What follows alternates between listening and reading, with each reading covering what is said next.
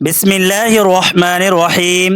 میرے پیارے محترم ناظرین، میرے عزیز بھائیوں اور بہنوں، ذرا سوچئے کہ وہ رات کتنی ہولناک ہوگی جب اس دنیا کی تمام روشنیاں گل ہو جائے گی، جب ہمارے پیارے ہمیں مٹی کے ڈھیر تلے تنہا چھوڑ کر واپس لوٹ رہے ہوں گے، اور اندھیری تنگ قبر میں صرف ہم اور ہمارے گناہ باقی رہ جائیں گے۔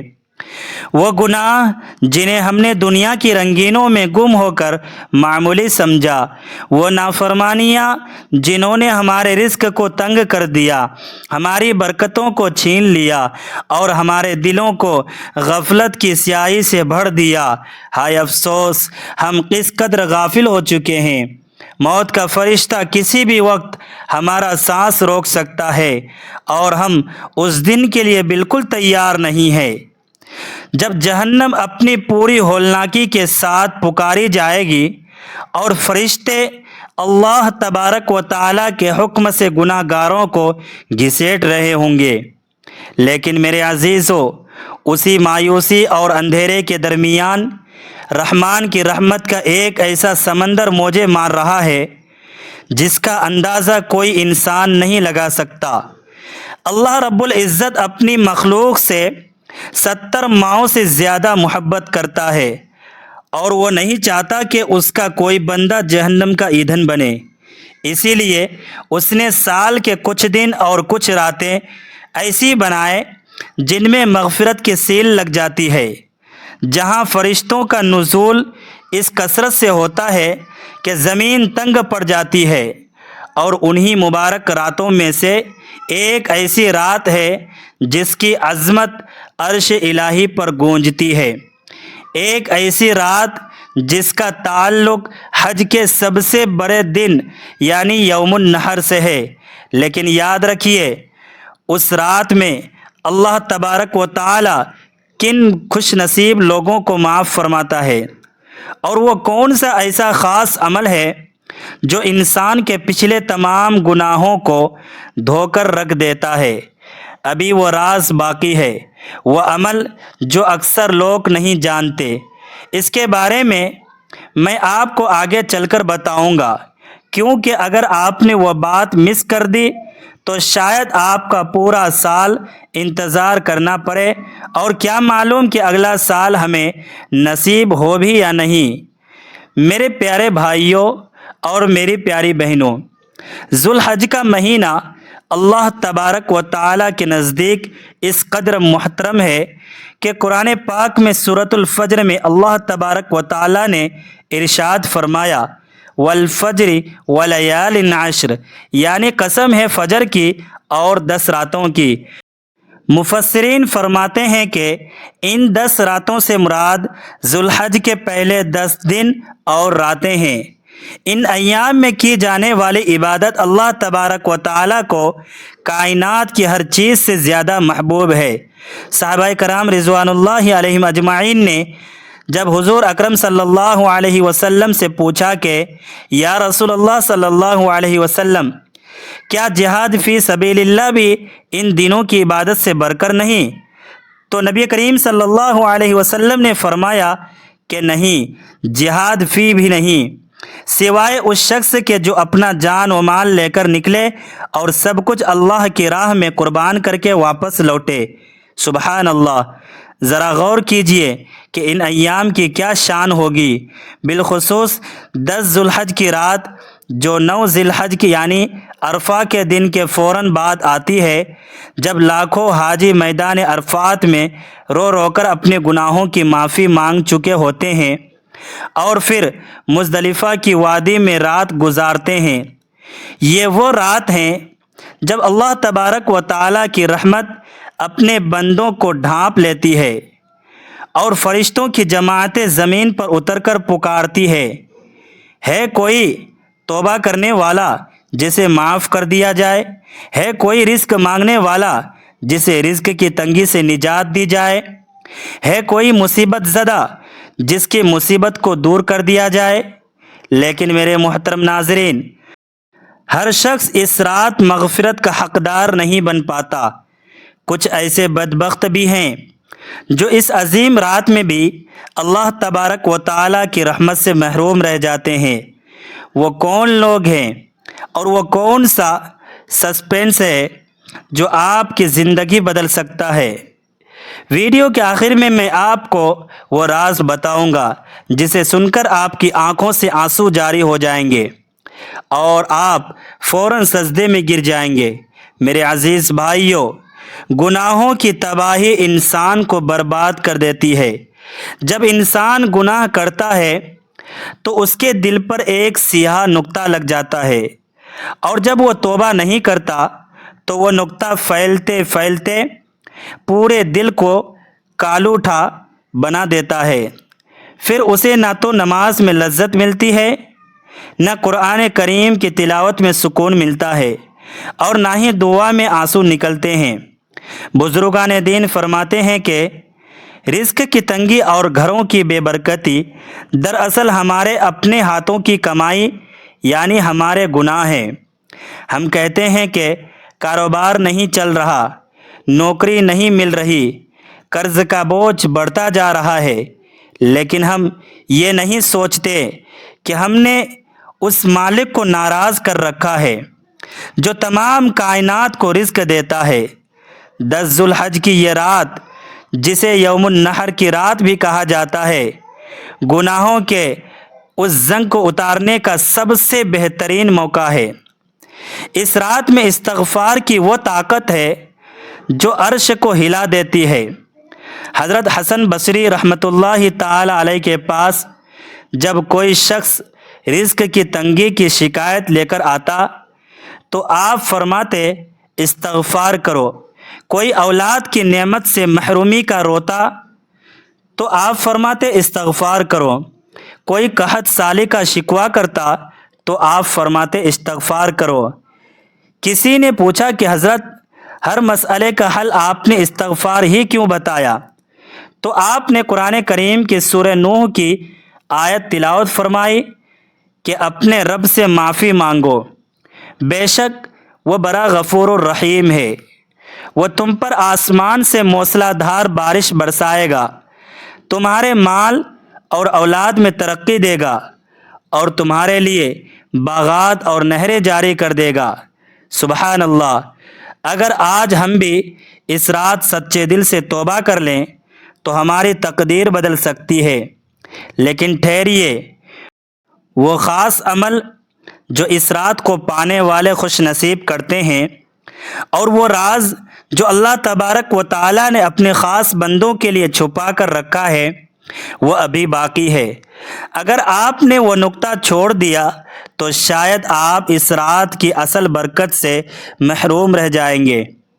میرے پیارے بھائیوں اور میری پیاری بہنوں، ذو الحج کے ان ایام میں تکبیر تشریق یعنی اللہ اکبر، لا الہ الا اللہ اللہ اکبر وللہ الحمد کی گونج فضاؤں کو معطر کرتی ہے۔ یہ صرف الفاظ نہیں ہے، یہ اللہ تبارک و تعالیٰ کی بڑائی کا اعتراف ہے۔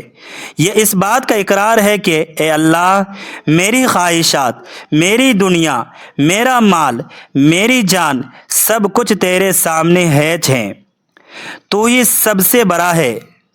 جب ایک بندہ 9 ذی الحج کی فجر سے 13 ذو الحج کی عصر تک ہر فرض نماز کے بعد بلند آواز سے یہ تکبیر پڑھتا ہے تو گویا وہ اپنے دل میں اللہ تبارک و تعالیٰ کی توحید کا محل تعمیر کر رہا ہوتا ہے۔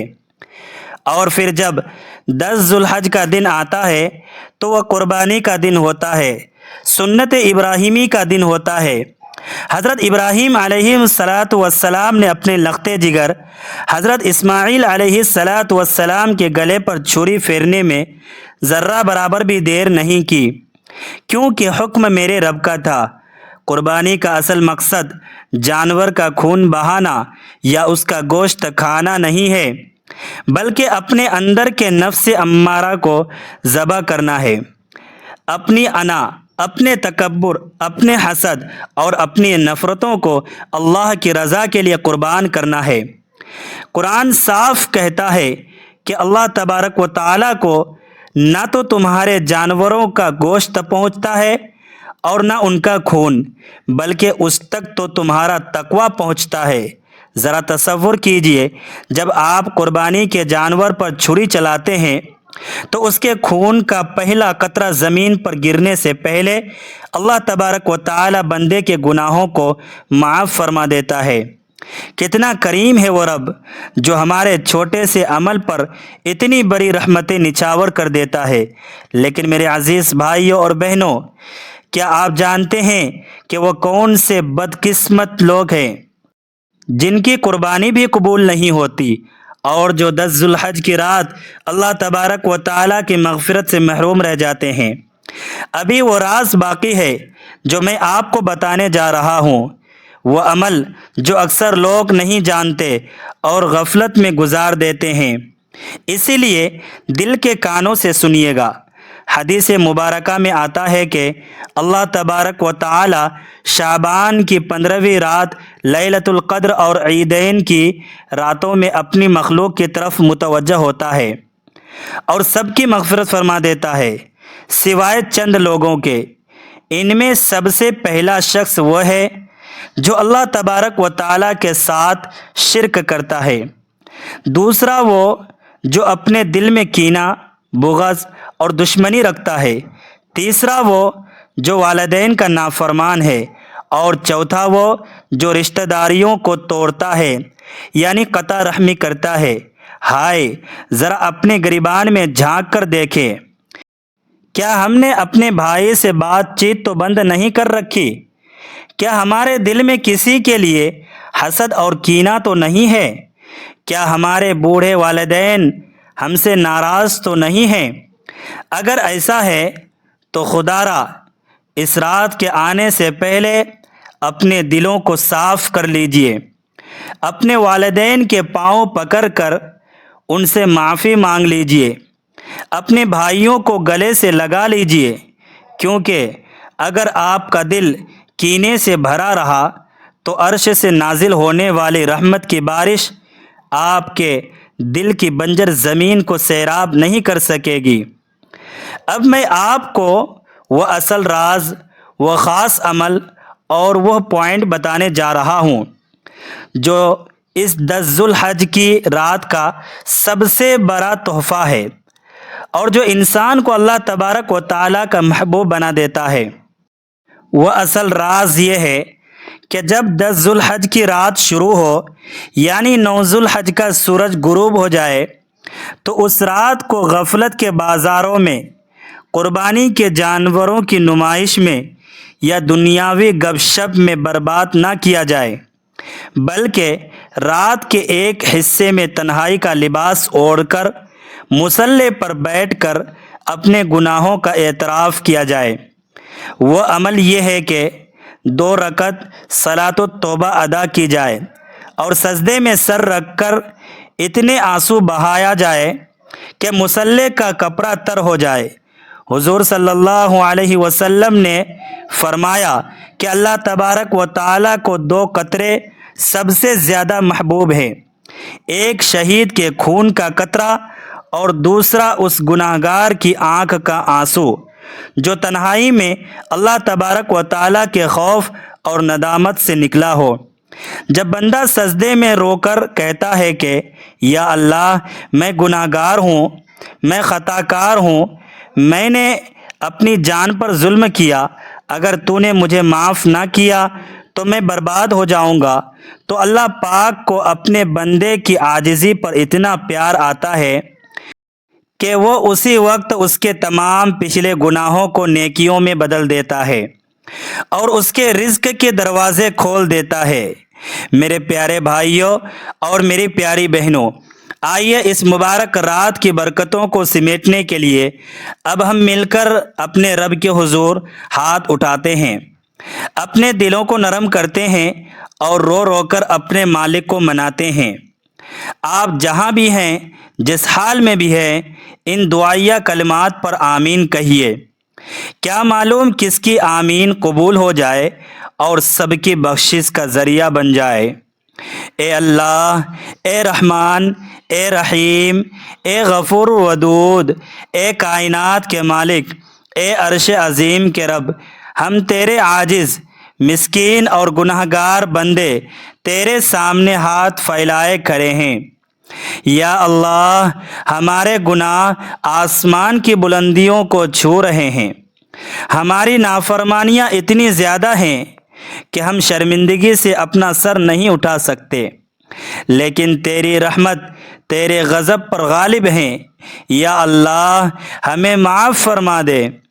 یا رب العالمین، اس 10 ذو الحج کی مبارک رات کے صدقے، یوم النحر کی برکتوں کے صدقے، حاجیوں کے بہتے ہوئے آنسوؤں کے صدقے ہمارے تمام صغیرہ اور کبیرہ گناہوں کو معاف فرما دے۔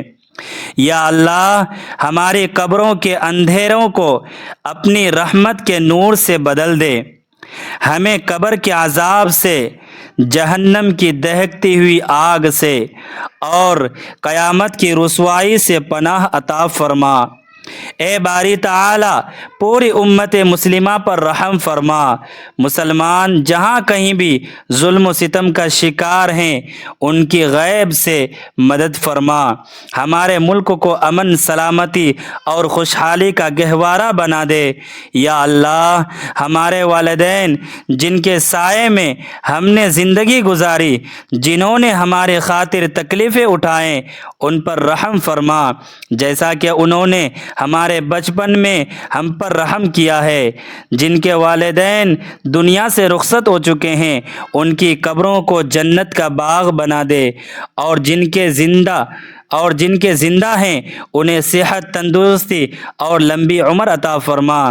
یا شافع المطلق، ہمارے معاشرے میں جتنے بھی لوگ بیمار ہیں، اسپتالوں میں تڑپ رہے ہیں، گھروں میں تکلیف میں ہیں، انہیں شفائے کاملہ عاجلہ عطا فرما۔ ان کی بیماریوں کو ان کے گناہوں کا کفارہ بنا دے۔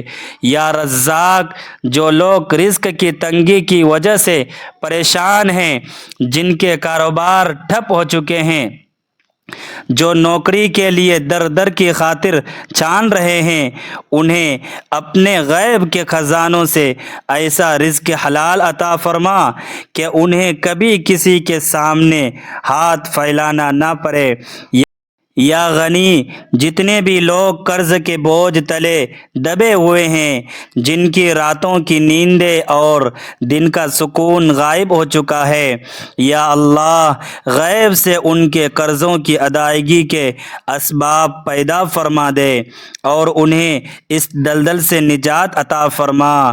یا اللہ، جو میرے بھائی اور بہنیں بے اولاد ہیں، جو سالوں سے اولاد کی نعمت کے لیے ترس رہے ہیں، جن کے آنگن سونے ہیں، یا اللہ، انہیں حضرت زکریا علیہ السلام کی سنت کے صدقے صالح، فرما بردار اور صحت مند اولاد نرینہ عطا فرما، ان کی جھولیوں کو بھر دے۔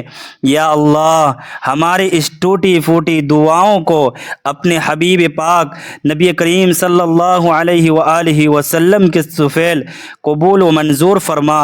ربنا تقبل منا انک انت السمیع العلیم وتب علینا انک انت التواب الرحیم، آمین یا رب العالمین۔ میرے پیارے ناظرین، اگر آپ کے دل میں بھی اللہ تبارک و تعالیٰ کی رحمت کی طرف پیدا ہوئی ہے اور آپ چاہتے ہیں کہ آپ کی یہ دعا قبول ہو، تو ابھی کمنٹ باکس میں پوری عقیدت کے ساتھ استغفر اللہ ضرور لکھیے، اور اپنی مخصوص دعا کی درخواست بھی کمنٹ میں لکھیں، تاکہ ہم سب مل کر آپ کی دعا پر آمین کہہ سکیں۔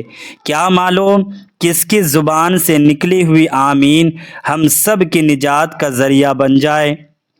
اس نیکی کے پیغام کو، اس ایمان افروز بیان کو اپنے دوستوں، رشتہ داروں اور عزیز و اقارب کے ساتھ واٹس ایپ اور فیس بک پر زیادہ سے زیادہ لائک اور شیئر کریں، تاکہ یہ صدقہ جاریہ بن جائے، اور جتنے بھی لوگ اسے سن کر توبہ کریں گے، ان کا ثواب آپ کے نامہ اعمال میں بھی لکھ دیا جائے گا۔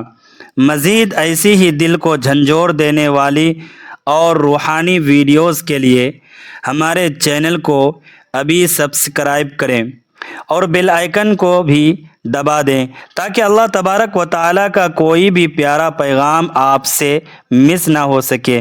اللہ تبارک و تعالیٰ آپ سب کا حامی و ناصر ہو۔ جزاکم اللہ خیرہ۔